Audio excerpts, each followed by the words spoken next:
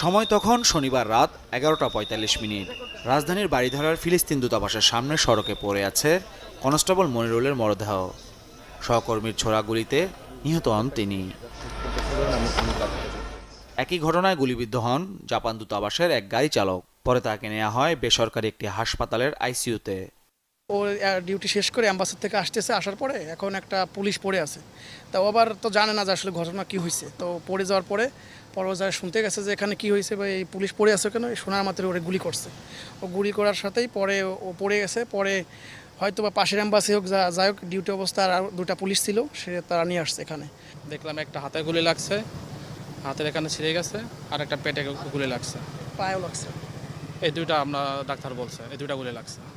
খবর পেয়ে রাতেই ঘটনাস্থলে ছুটে যান আইন শৃঙ্খলা বাহিনীর ঊর্ধ্বতন কর্মকর্তারা। হেফাজতে নেন অভিযুক্ত কনস্টেবল কাউস